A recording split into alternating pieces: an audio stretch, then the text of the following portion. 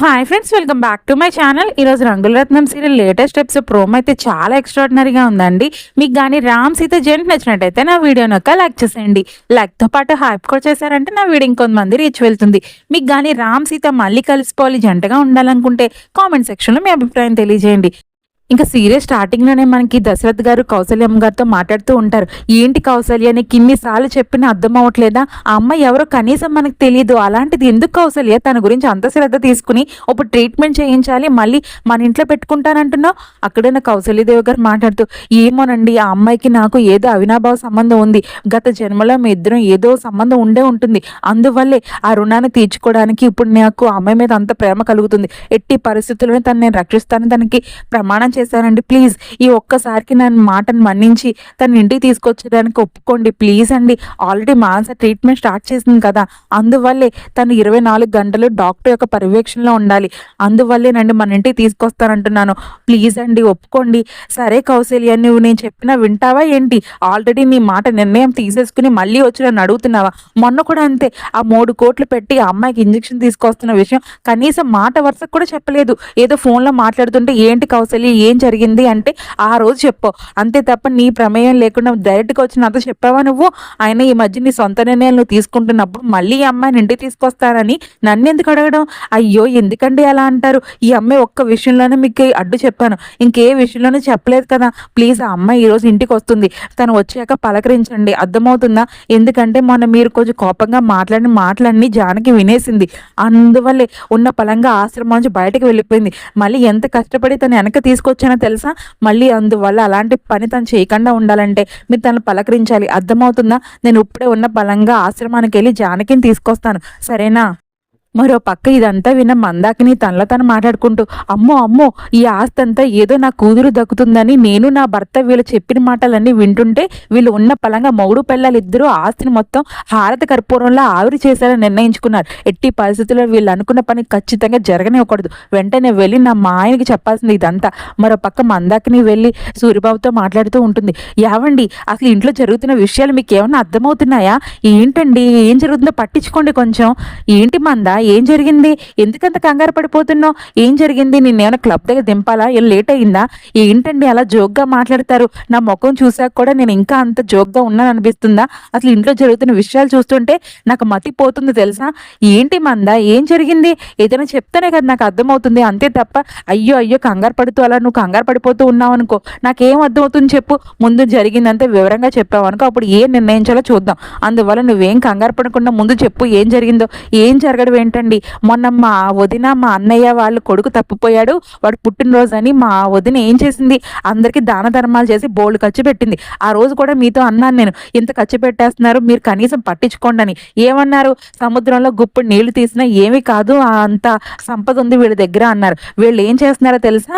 ఈ రోజు ఆ ఆశ్రమాలు ఆ రోజు పరిచయం చేసింది కదా జానకి అని మా వదిన, ఆ పిల్లకంట ఏదో పాడు రోగం ఉందంట, దానికి ట్రీట్మెంట్ చేయించడానికి రష్యా నుంచి 3 కోట్లు పెట్టి ఇంజెక్షన్ తెప్పిస్తుందంట. ఏంటి మందా నువ్వు చెప్పేది? 3 కోట్ల? అసలు ఆ అమ్మాయి ఎవరు, ఏం సంబంధం ఉంది వీళ్ళకి?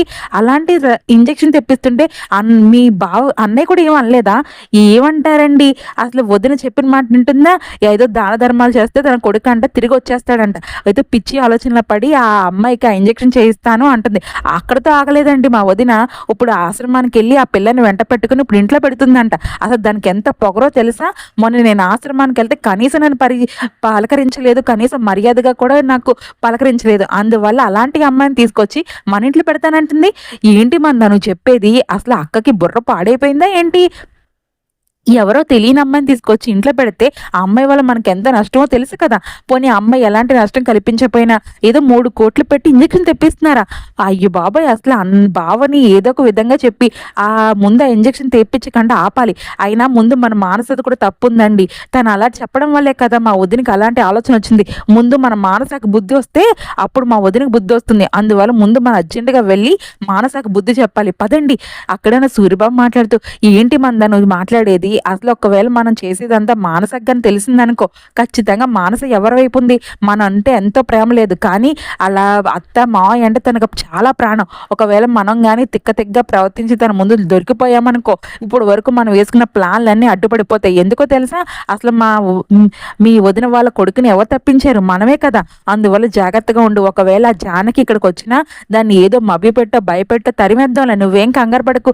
ఏం లేదండి, వదిన ఆల్రెడీ వెళ్ళిపోయింది ఆశ్రమానికి. ఖచ్చితంగా దాన్ని తీసుకొచ్చేస్తుందండి. అయ్యో మంద! నేను నువ్వు ఉండగా ఇంట్లో ఎలాంటి ఎత్తుగడలు ఎవరు వేయలేరు. నువ్వు కంగారు పడకు. నేను ఏదో ఒక ప్లాన్ ఆలోచిస్తానులే.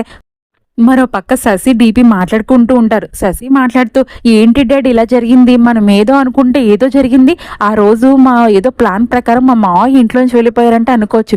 ఈరోజు చూసారా మళ్ళీ ఈ ప్లాన్ మిస్‌ఫైర్ అయింది. అసలు మా అత్తయ్యని ఊరికే వదలకూడదు డాడీ. ఆవిడ ఎంత గట్టిగా మాట్లాడారో చూసారు కదా! ఆవిడ అలా ప్రవర్తిస్తుంటే నాకు మతి పోయింది తెలుసా? అసలు నేను గాని, మీరు గాని కనీసం బాలు కూడా మాట్లాడకుండా ఎంత కరాకండిగా మాట్లాడేసి ఇంకొకసారి ఇలాంటి పనులు చేస్తే ఇంట్లో బయటికి చేస్తానని ఎంతటి వార్నింగ్ ఇచ్చారో చూసారు కదా డాడ్. అక్కడ ఉన్న డీపీ మాట్లాడుతూ, అవునమ్మా శశి, నేను నిజంగా రాణి నుంచి ఇదైతే ఎక్స్పెక్ట్ చేయలేదు. ఖచ్చితంగా తను అనుకున్న ప్లాన్ ఖచ్చితంగా చేస్తుంది. అందువల్ల ఎట్టి పరిస్థితుల్లోని మనం అస్సలు ఊరుకోకూడదు. అసలు రామ్ గడు వెనక ఉండడం వల్లే ఆ రాణికి అంత పొగరొచ్చింది.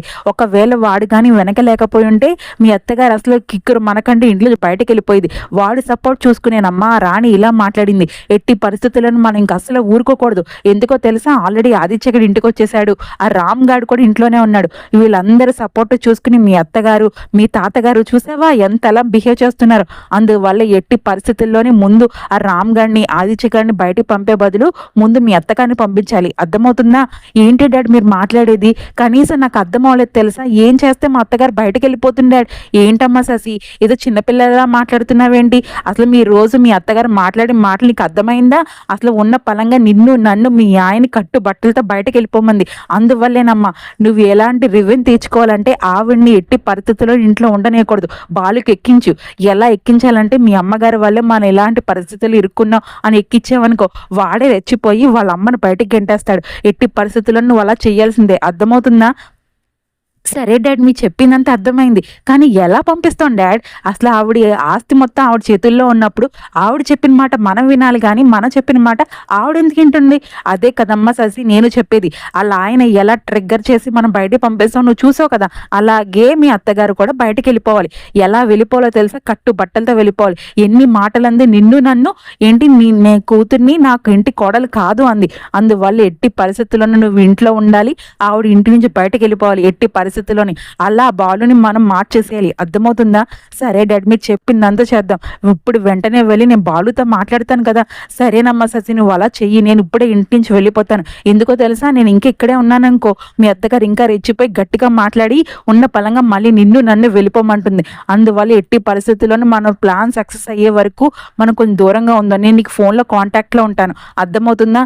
సరే డాడ్, ప్లీజ్ ఫోన్ చేస్తూ ఉండండి. మీరు కానీ దూరంగా ఉంటే నాకు ఏం చేయాలో మతిపోతుంది. అసలు ఇంట్లో ఉన్న పరిస్థితులు చూస్తున్నారు కదా. ఆ రామ్ గడి ఇంట్లోనే ఉన్నాడు, ఆదిత్య గడి ఇంట్లోనే ఉన్నాడు. ఇది కాకుండా శైలుది కూడా ఇంట్లోనే ఉంది. పైకి ఇప్పుడు మా అత్తగారు కూడా నాకు ఎదురు తిరిగిపోయింది. అందువల్ల ఎట్టి పరిస్థితుల్లోనే నన్ను వదలకండి డాడ్. అసలుకే వీళ్ళందరినీ చూస్తుంటే నాకు కొంచెం భయం కూడా వేస్తుంది తెలుసా? ఏంటమ్మా శశి అలా మాట్లాడుతున్నావు? అసలు భయపడకూడదు, మనం భయపెట్టాలి. అర్థమవుతుందా? సరే డాడ్, ఖచ్చితంగా అలాగే చేద్దాం. మరో పక్క కౌసల్యదేవి గారు వెళ్ళి జానకితో మాట్లాడుతూ ఉంటారు. ఏంటమ్మా జానకి ఎలా ఉంది? బానే ఉందండి. ఏం జరిగిందండి? ఉన్న పలంగా వచ్చారు. ఏం లేదమ్మా జానకి, నీకు తెలిసిన విషయమే కదా, మానస నీకు ట్రీట్మెంట్ స్టార్ట్ చేస్తుంది. అందువల్ల నువ్వు ఖచ్చితంగా 24 గంటలు డాక్టర్ యొక్క పర్యవేక్షణలోనే ఉండాలంట. కానీ నీకు బయట ఉన్న పరిస్థితులు బట్టి నువ్వు హాస్పిటల్లో ఉండడం కొంచెం ప్రమాదమే. నీకు కొంచెం సెక్యూరిటీ ఉండాలి. ఎందుకో తెలుసు కదా, ఆల్రెడీ రౌడీలందరూ నీ గురించి ఎదుగుతున్నారు. నువ్వు ఈ ఆశ్రమంలో ఉండి నీకు ట్రీట్మెంట్ అందించడం కూడా చాలా కష్టమని మానస నాతో అంటుంది. అందువల్లేనమ్మా పద నువ్వు మా ఇంటికి వెళ్ళిపోదాం. ఏంటి కౌసల్యమ్మ గారు మీ ఇంటికా? నేను రానండి, ప్లీజ్ అండి, అర్థం చేసుకోండి. మీరు ఏ ట్రీట్మెంట్ చేయించాలన్నా నేను సహకరిస్తాను. కానీ ఆశ్రమంలోనే ఉంటానండి, ప్లీజ్ అండి. ఏంటమ్మా జానకి, నేను చెప్పిన మాట విను. ఆ ఇంట్లో నేను ఉంటాను, నా భర్త ఉంటాడు, మానస కూడా అక్కడే ఉంటుంది. అమ్మ నీకు ఏ ఇబ్బంది ఉంటే తను అన్నీ చూసుకుంటుంది. ప్లీజ్ నేను చెప్పిన మాట వినమ్మా. ఏంటండి అలా మాట్లాడతారు? మీరు నాకు తెలుసు, నేను మీకు తెలుసు, కానీ నేను ఎవరో మీ ఇంట్లో వాళ్ళకి తెలియదు కదా. అందువల్ల నేను వస్తే ఇంట్లో లేనిపోని గొడవలు జరుగుతాయి. జరుగుతాయండి. ప్లీజ్ అర్థం చేసుకోండి. ఏంటమ్మా జానకి, నేను చెప్పిన మాట విను. నీ ఆరోగ్యం బాలేదు ఇప్పుడు. పోయిగా నువ్వు ఒట్టి మనిషి కూడా కాదు, కడుపులో 2 లవకుశులు లాంటి పిల్లలు పెరుగుతున్నారు. వాళ్ళు ఎంత జాగ్రత్తగా చూసుకోవాలని కనీసం అర్థమవుతుందా? అందువల్ల నేను చెప్పిన మాట విని నువ్వు నాకు కూడా పద, ఇంకొక మాట మాట్లాడకూడదు. నేనంటే నీకు గౌరవం ఉంటే అర్థమవుతుందా? సరేనండి, నేను మీతో పాటు వస్తాను, కానీ ఇంట్లో ఎలాంటి ఇబ్బంది కలిగినా నేను వెంటనే తిరిగి వచ్చేస్తాను. అర్థమవుతుందా?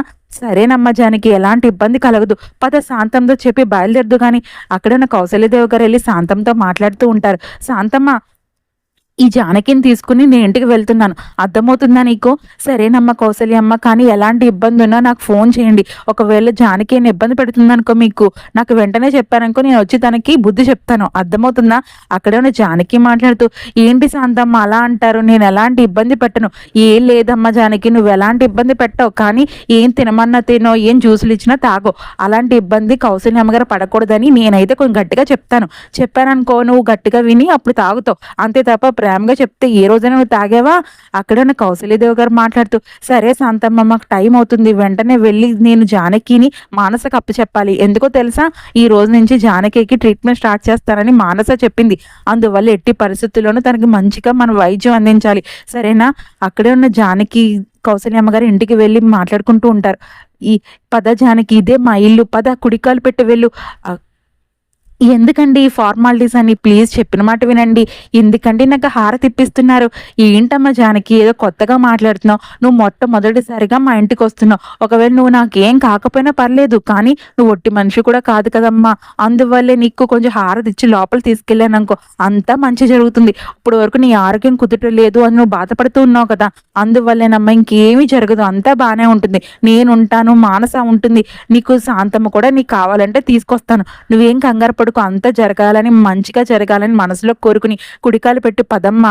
సరేనండి. ఇదంతా అక్కడే ఉండి చూస్తున్న మందాకిని వాళ్ళ వాయంతో మాట్లాడుతూ, చూసారా మా వదిన వెంటనే తీసుకొచ్చేసింది ఆ జానకిని.